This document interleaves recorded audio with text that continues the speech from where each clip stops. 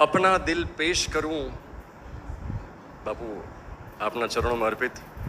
ઘણા વર્ષોની તપસ્યા પછી ગુજરાતીમાં એટલે બોલું છું કે મારે ફક્ત આપની સાથે વાત કરવી છે. મને લાગે છે કે આના કરતાં વિશેષ કોઈ મંચ નથી મળતો.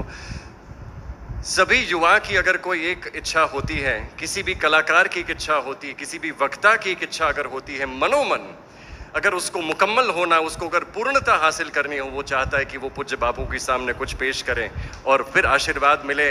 उससे तभी जाके आपकी तपस्या पूर्ण होती है और वो भी संजोग से हो जाता है. तो कुछ ऐसा मंजर मुझे प्रतीत होता है कि चित्रकूट के घाट पर भई संतन की भीड़, तुलसीदास चंदन किसे तिलक करे रघुबीर. તમે મન મૂકીને વર્ષો આ માવઠા અમને નહીં ફાવે, અમે તો રહ્યા હેલીના માણસ, આ ઝાપટા અમને નહીં ફાવે. જેટલા ગુજરાતીઓ તાળી પાડી દેજો, કારણ કે ગુજરાતીઓ બધામાં ડંકો વગાડ્યો છે. આ બાપુ અમારા ગુજરાતી છે, મોદી સાહેબ અમારા ગુજરાતી છે ને એના વગર કંઈ પૂરું થતું નથી. જેટલા અથાણાને છાશ ખાવા માંડ્યા જે પણ ગુજરાતી છે. એટલે બાપુ એટલો આનંદ થાય કે જ્યાં જઈને અમે કહીએ કે અમે આપના ને આપ અમારા છો. और तेरे दीदार के काबिल ये भी उन्हीं के स्टेज से जो प्रस्तुति हुई वही बोल रहे हैं, हमारा कुछ नहीं. तेरे दीदार के काबिल कहाँ मेरी नजर है, ये तेरी इनायत है कि रुख तेरा इधर है. क्या तसद्दुम करूं, क्या पेश करूं मैं तुमको, कुर्बान तेरे कदमों में नाचीज का सर है. मैं चाहता भी तो कुछ नहीं कर सकता था. ये भाई जी आपकी इनायत है.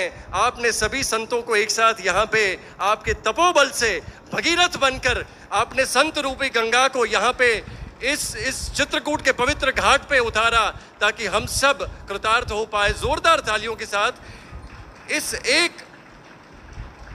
एक जो कामतानाथ की प्रदक्षिणा करते हैं, भाई जी की यही कामना थी कि उनका कहीं भी फोटो ना हो, लेकिन फिर भी जितने भी लोग आए वो सभी ईश्वर उन्मुख हो सके और गुरु उन्मुख हो सके. ऐसा मैंने सिर्फ भरत जी के चरित्र में देखा था कि भरत जी ने कहा राज्य तो हम नहीं करेंगे, भगवान जी की पादुका रखकर जिन्होंने राज किया. वैसा ही शायद, अगर मैं तो बहुत छोटा हूँ, लेकिन कहते हैं जो बालक कहीं तोतरी बाता. आप मुझे बालक समझ के सुनना, ये मेरी तोतरी बात समझ के सुन लेना, लेकिन ये सिर्फ मेरा प्यार और प्यार है. तो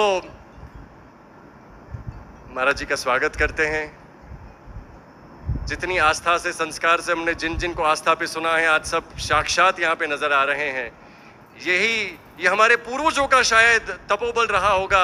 भाई जी का इतना तपोबल है, कितने सारे संतगण एक साथ हमें देखने को, दर्शन करने को मिल रहे हैं.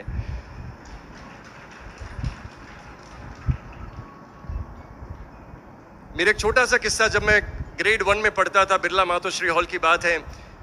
दास का जब जन्म हुआ था तो छठे दिन पर जो सबसे पहला कपड़ा छुआ था वो था पूज्य बापू का. और जब पहला हार किसी ने पहना, या ऐसा हार पहना है कि जीवन में कोई भी हार तुम पचा सको, वो महाराज श्री ने अपने हार पहनाया था. और मैं हमेशा मनोमन चिंतन करते रहता कि आज अगर महाराज श्री मुझे हार पहना दे, आज अगर आम का प्रसाद दे दे, तो मेरा यहाँ पे आना उनको शायद पसंद आया होगा. तो मैं बड़ी आतुरता से सुनता था और राह देखता था कि कब प्रसाद मिले. और भाई जी आपने ये सब हमारे लिए सुलभ कर दिया कि हम बापू को, महाराज जी को, सभी संतों को नज़दीक से देख पाएं. और अब आपकी चंद बातें मैं पेश करता हूँ. मेरी आपकी कृपा से सब काम हो रहा है, करते हो तुम कन्हैया मेरा नाम हो रहा है. हम तो सिर्फ आपके बताए हुए शब्द कुछ बोलेंगे, वरना हमारे शब्द तो आपने लिखे हैं. मैं ऐसे कुछ भाव प्रस्तुत करना चाहूँगा, मैं और पौलोमी जी ऐसे कुछ भाव प्रस्तुत करना चाहेंगे जो हमारी नज़र से, क्योंकि नज़र बहुत बड़ी बात है. भाई जी के एक प्रवचन में मैंने सुना था, श्री गुरुचरण सरोज रज से जब निजमन मुकुर सुधार. क्योंकि जो भी आईने होते हैं, आईने को साफ करने के लिए तो साफ कपड़े की ज़रूरत होती है, लेकिन ये भाई जी की दृष्टि हमें मिली जब पता चला. अहमदाबाद में आपका प्रवचन था, जब मैं नोटबुक लेके पढ़ रहा था, लिख रहा था, आपने बताया कि गुरु की रज इतनी पावन होती है कि जो आईने को साफ करती है, वो आपकी दृष्टि से हमें मालूम पड़ा. पूरे भारतवर्ष को अगर दो नज़र, मुझ जैसे युवाओं को अगर दो नज़र मिली है, पूज्य महाराज श्री और पूज्य बापू की नज़र से हमने दुनिया को देखी है. और इसीलिए कहीं पर भी जाते हैं हम उन्हीं की बात दो बोल देते हैं और तालियां हमें मिल जाती हैं.